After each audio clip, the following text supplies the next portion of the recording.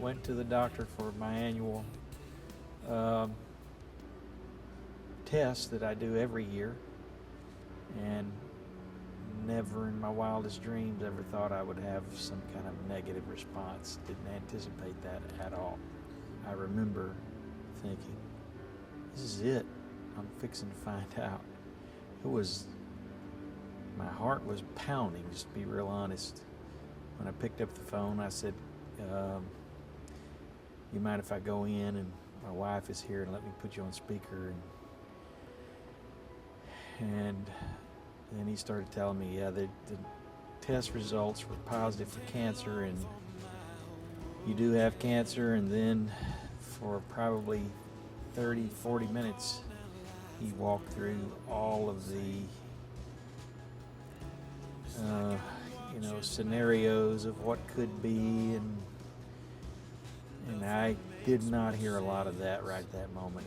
It was pretty devastating news.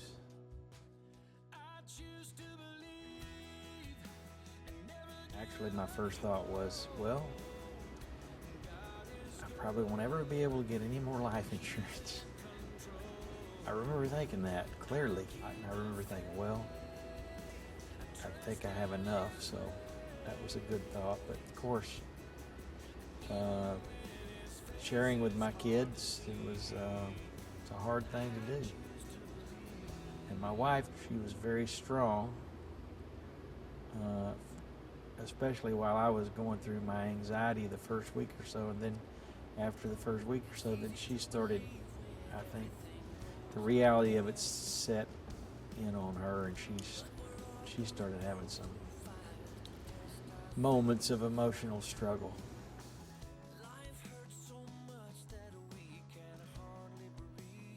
I first called our manager, and I told him that I'd had the biopsy and that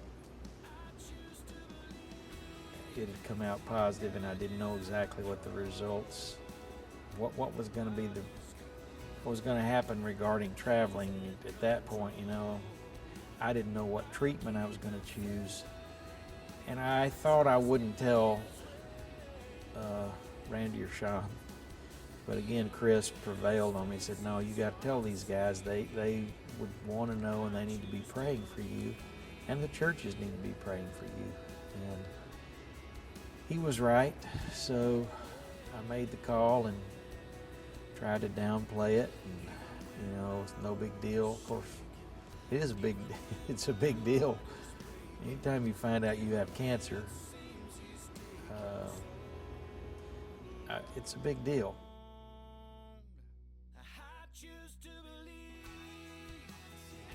As a pastor, my initial thoughts were, I'm not going to tell the church.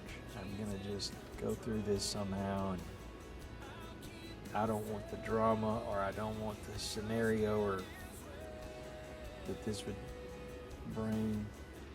I don't want to cause any alarm. So I initially thought, I won't tell the church. I'll take a leave of absence, or I'll do something. But I had several friends that just told me, no, you have to tell the church. You have to share with them. Number one, that's your family. They need to know so they can pray for you. And the pastor of Prestonwood Baptist, Jack Cram, had this surgery about 2 or 3 years before I did. And I had the opportunity to talk to him about this, and he told me, I robbed my church of the ability to pray for me because I didn't tell them. And he said it was a huge mistake. So that also helped me to know I had to share with my church. It was very difficult. You don't want to lose your composure. You want to, act like you've got things together, not get up there and be a basket case. But yet it's very emotional, to share that kind of news. As you can imagine, they were extremely compassionate, a great outpouring of support before, during, and after, and still.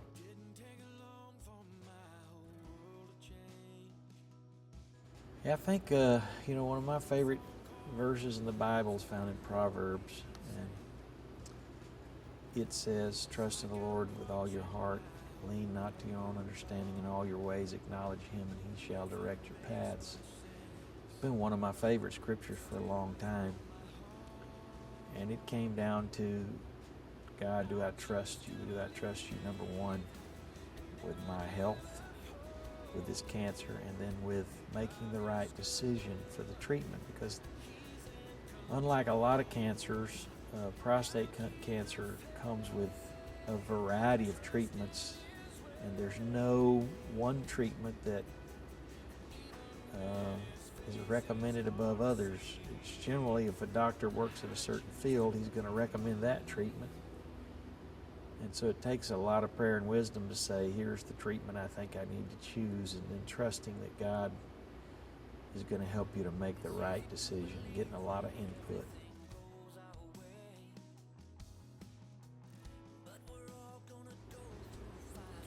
Well, starting a few days before the surgery, you go in and they do all the prep, they do all the blood draw and all the questions and all the things, you sign.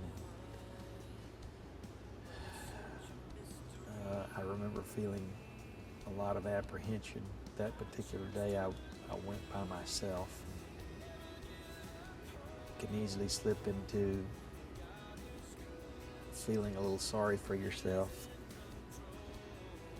The night before was really tough.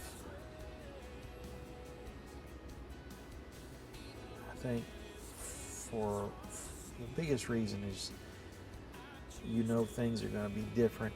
Even if the surgery's successful, things are going to be different. I guess the feelings would be, wow, this is it. The next morning,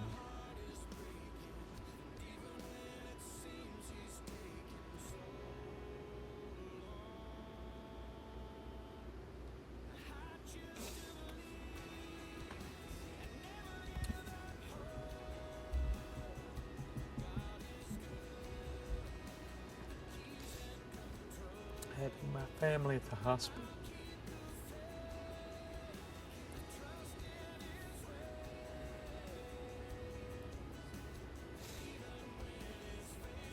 I didn't show a lot of emotion that morning.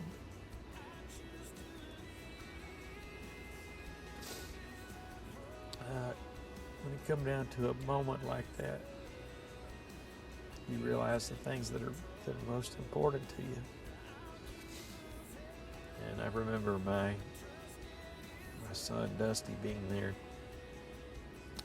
shooting a picture of the two of us, and it meant the world to have my family there with me.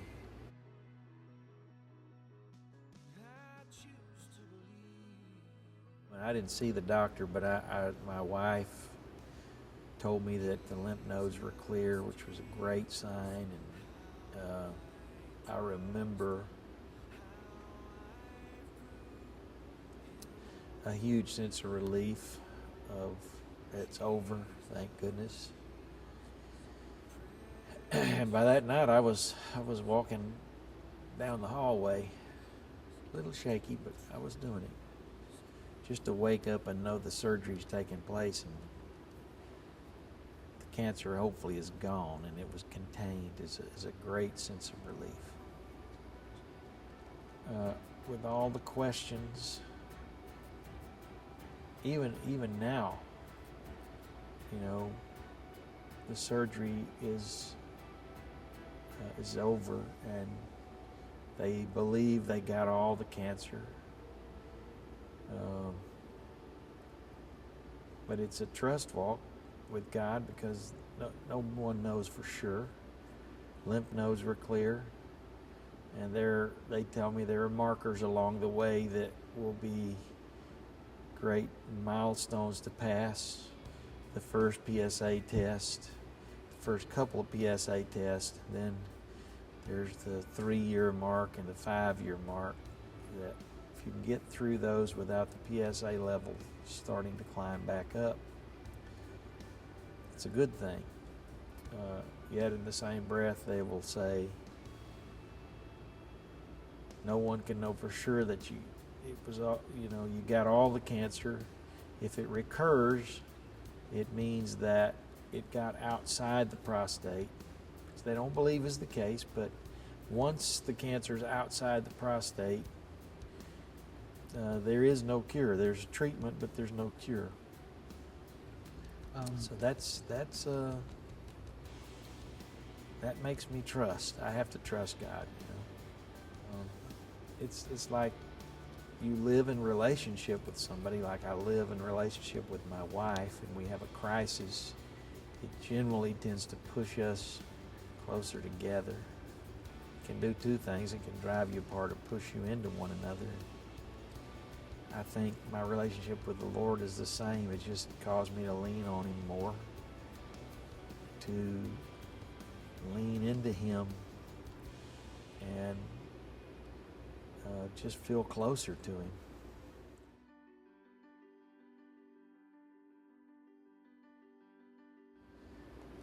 Well, I think one thing that made my wife and I feel really great was there's a score with the prostate and prostate cancer. It's called the Gleason score.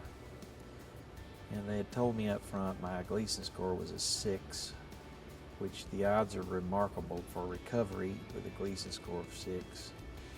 Well, we got the pathology report back a few days after the surgery, and they revised the Gleason score from a 6 to a 7, which further emphasized to my wife and I that we made the right decision going to the surgery option. Everybody has to make that decision, and we made the one we made, and it kind of confirmed to us it was the right thing to do, to just get it out.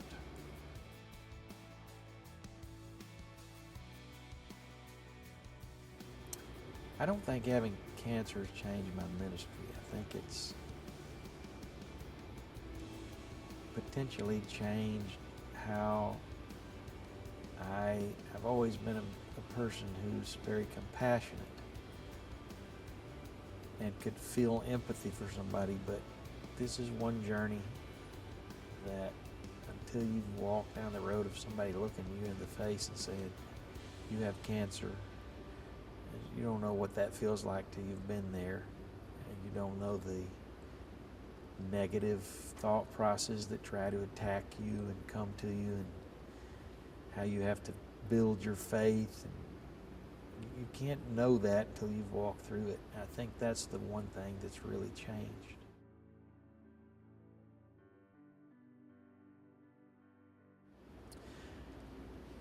If there were somebody that I was going to talk to right now that's walking through having cancer, I think what comes to mind is something that I've been saying to our church for pretty much this whole year. Is we sometimes look at ourselves as though we're